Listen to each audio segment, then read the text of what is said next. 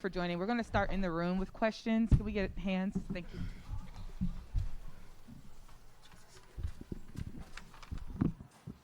Hey everyone, Annie Costable from the Chicago Sun-Times. You guys just came into the reigning champs' house and handed them a loss in game one. What kind of confidence is this team feeling right now? We're feeling really good. Like, we came in and did what we needed to do, offense and defense, and it was a tough game, it was a gritty game, but at the end of the day, we came down of executing and doing the thing that we need to do to get the win. Hi, Maggie Hendricks from Bally Sports. Sabrina, when the buzzer buzzed and you raised your arms in the air and screamed, what was going through your mind in that moment? Just happiness, relief. I was also a little tired, so just happy that the game ended. But more just proud, I think. We battled all game through ups and downs. We were down pretty big there in the fourth, and we just continued to chip away. And so I think it was more just this proud feeling of, we came here and we did what we needed to do and what nobody believed we could do. And Sandy, what impressed you the most from your team today? I think they're resilient. We hung in there. We didn't always execute the scout to best of our ability, but this is the reigning champs, and they're pretty a dominant basketball team. But we found a way to win by staying together and competing and then making plays when we needed to. So it feels good, but it's still one game. We know they're going to come really hungry in the next game, and we have to get ready for that and, raise it to another level and match that. Hey, Coach. Stephen Garner from Nelson Bowl Sports. So, of course, this is the team that you went against in the finals last season, and you have like a new deck stack to go against a similar team. How does it feel to get a win against this team in this building, and do you take anything from that series from last season and apply it to this season now? Not really. I'm with a new team now, so I have new players, but I love this team. I just love their toughness. I love that we hung together, and we had some up and downs this year with a lot of injuries. But I think just getting Benaja back is, when you lose one of your best players, it just, that's the big three basically. And I think Marine, and we just found a way to win. And it's been fun to coach them. They're so great to coach, and they want to get better and they want to play together. And, Chicago are a great team. And, I suppose if anything, I know their system really well, but it's trying to stop them on any given night. That's always the hardest thing. Jamal Collier from ESPN. Anybody can answer this. But just in the fourth quarter, what changed, especially kind of down the stretch? They were scoreless, I think, the last 3.5 minutes there. What do you think was the difference for you all? Urgency. I think we took that time out, and Marine had that pretty impressive pass. And that gave us a little bit of hope there, and we got some stops. We talk about getting 3 consecutive stops in a row. It took us all the way to the last 2 minutes to get 3 stops in a row. So that's always our goal, and we got it at the right time, and obviously made some big shots, made some big shots, and we were able to get to the foul line. Having this series be 2-1 with the first 2 in Chicago and potentially having the game 3 and back home with y'all, did that change your mindset or alter anything coming in that you knew that, obviously you want to win this next game on Saturday, but you just had to get one to force it back to get a home game? How did that change your mindset coming into this? Yeah, you always, you go into a series, and especially in this format, you just need to steal one. It's like in a best of 5. You try and steal one. That's always the goal. But, I just talked about them. Don't worry about the result. Worry about the process right now. And if we do that well, the result will come. And I thought, like I said, I'm very proud of this team and just the way that they fought and stayed together. And it wasn't always perfect, but this is playoff basketball.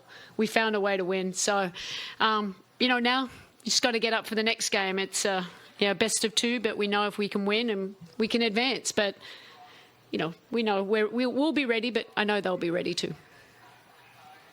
Sabrina, you looked like you and Courtney Vandersloot shared a moment right before the half started. I'm just curious, what was that conversation like? And 2, just what is it like going against one of the best point guards this league's ever seen? Well, I asked her to not pick me up full court, if you want me to be honest. But it's incredible what she's done and just her ability to lead the game.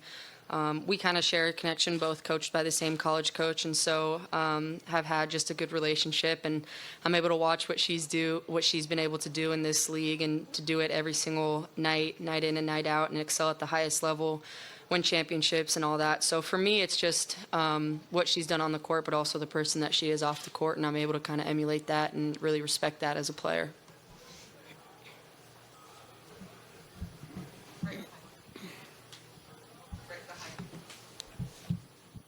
Eugene McIntosh from the Biggs Media.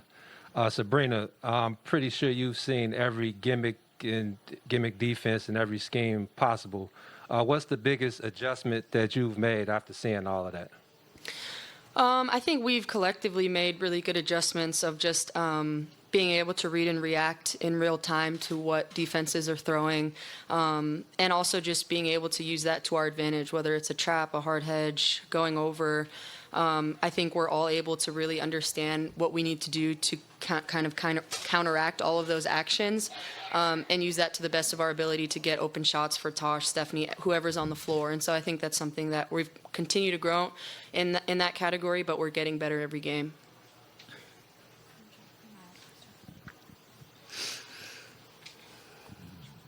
Hey Sabrina, when you're looking at a team like this and their starting lineup having 4 first-team all WNBA, what really goes into your adjustments and how you view the scouting reports? I mean, we know that they're a great team. We know that they're capable. Any player in their starting 5 and on the roster are able to beat anyone any given night. And so there's not really anyone you can kind of let shoot or play off of. They're all really capable of scoring, passing, just really great basketball players. And so it really takes everyone locked in on defense, communicating, really playing to the scout. And we didn't do that for 40 minutes tonight. And so that's definitely going to be an adjustment that we're going to have to bring in the next game, because, you know, they're a well-veteran team. They're going to come out and they're going to make the adjustments needed to try and win a game as well. And then a big matchup everybody was looking forward to was not only your offense, but Rebecca Gardner's defense. Can you kind of just speak up about your first matchup in the playoffs against her tonight? Well, we're 1-0, so I'll take it. Thank you. First up, Jackie Powell on Zoom. Be nice. Hi, everyone. Congrats on the win. I first want to ask to anyone, really. This is the first time the Liberty have won a playoff game since, I believe, 2015. That's 7 years. I just want to know what is so special about this group that has allowed you all to get to this point, finally winning a playoff game. I think just our commitment to one another. This season has been kind of a lot of up and down, and we've just stuck together and grown as a unit. Our coaching staff has believed in us, you know, even when we were not playing very well and on a losing streak. And so we've really just stayed committed to the process, understood that it was going to be a challenge, and every day we just have to focus on what we can do to get better individually and collectively, and really trust that, and I think we have. And so it's important that we won a game for this organization and what they've done for us, for New York basketball, but there's a lot of games left in us, and so we're going to have to come out and do that again. And just one, Sandy, this team was having difficulty guarding Clea Copper. I mean, many teams have difficulty guarding Clea Copper. But what was sort of something that you said to help this team get back on track after that third quarter, where you guys got into the bonus quite early and just were fouling her quite a bit?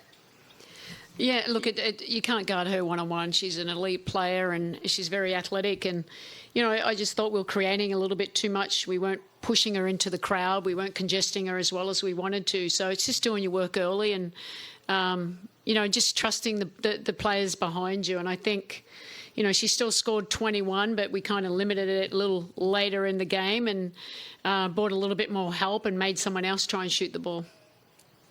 Thanks so much and congrats. Thanks. Hey, Tosh. At the 3:31 mark of the fourth quarter, the Sky were up 91-85 heading into a timeout. First play back, Maureen Johannes hits you perfectly with a no-look over-the-head pass as you rolled to the rim. What are you thinking? What are you seeing as she makes that pass? I was just being ready at all times because I didn't know if she was going to pass it or not, but I was just ready. And it kind of reminds me of a Sue Bird pass, so it kind of brought flashbacks a little bit.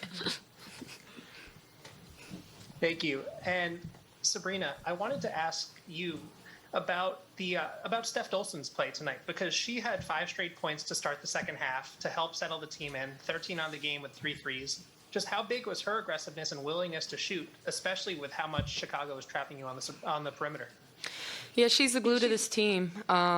She's been on a championship team. She's played at the highest level. She knows what it takes to win, and she sacrifices that for us every night, whether she's going to need a score, she's going to need a pass, she's going to need to guard the best big man. She's really adaptable and able to bring that every single night, and just overall a really unselfish player, and that helps us get our offense moving. So she was a huge piece for us winning tonight. She started off the game well. She made great passes. And we kind of hold her to that standard every night, but she's been a great leader, and she's kind of grown into that role, and we expect that every single night from her. Thank you all. Congratulations. Thanks, Mars. Hi, Sabrina. You told Holly Rowe post-game, this year we found out what it takes to win. What does it take? Well, I think you said, what does it take to win? And it really just takes heart and grit. It's not always going to be pretty. There's going to be times when you're down, times when you're up, but you have to stick together and continue to just chip away and believe. And I've been saying to this whole team, why not us? I know we had a 20% chance of even making it into the playoffs, and here we are. So we believe in ourselves, and that's all that matters. And we're going to try and get another one. Well done. Congratulations. Thank you. Brian Florenton. Hi, everybody. Oh, hold on. Hi, everybody. Brian Florenton here. Natasha, Chicago has been one of the best rebounding teams in the league, but you guys pretty much matched them on the boards and only held them to 3 offensive rebounds after halftime. How important was it for you guys as bigs to match Chicago and keep them off the board so you guys can get out in transition and keep the flow of the offense going on your side? It was very important. We knew that Chicago was a really good rebounding team, especially Copper, Messerman, like Garner. Like, we know that they rebound the ball really good, and we have to make sure we box them out early and make sure they don't get the rebound. And when we box out, our other guards got to come in and crash and get the 50-50 balls, and that's what we did tonight. Thank you. Sandy, my question for you is, tonight only 8 turnovers as the adapt to Chicago's trapping and hard hedges. How important was it for you guys just to keep the offense flowing and make sure that you guys went from good shots to great shots every possession down? Yeah, that was really the key to us winning. We said that was one of our keys, to limit the turnovers there, and we did a really good job. And I kept encouraging them, like, just play with poise, just play next pass mentality, okay, the second and third side, and because that's when you can loosen up a defense when you're hard hedging and being aggressive. So, look, these players have really bought in what we're trying to accomplish here, and it all starts. They're great people, and building that culture. I mean, that's been important for me from day one. But we've, like I said, got another battle coming up, but we have to be ready. Thank you. And Sabrina, my question for you is: throughout the year, the team has been battle-tested, been able to adapt to different challenges, and has gotten better and better at finishing out games. How important was it for you guys, just as a team, even when you're down late, to finish on, I think it was a 13-0 run, to keep the sky down and get those great shots over and over, even against heavy physical defense? Yeah, we believe in each other and what works. We've been in these situations a lot, particularly early on, and we've lost in these situations, and I think we've learned from that and really made the adjustments, really understand what it takes to win, even when you're not playing your best. And so we have to continue to stay locked in on both sides of the floor, continue to believe in one another and what works. And obviously we didn't play our best game, and so we're going to have to make those adjustments, and we're going to have to come out and play even better. But it definitely is the experience that we've had this season of being in these positions that have helped us win this game tonight. Congratulations. Thank you.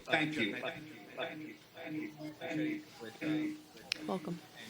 Remix. I wanted to ask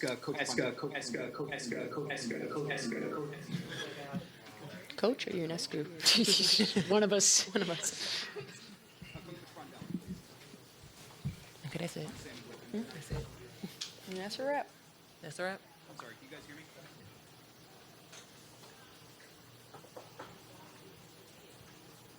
I'm sorry.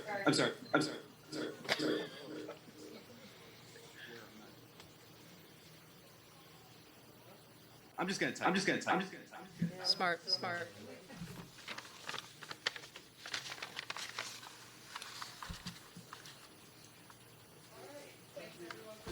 Thanks, guys.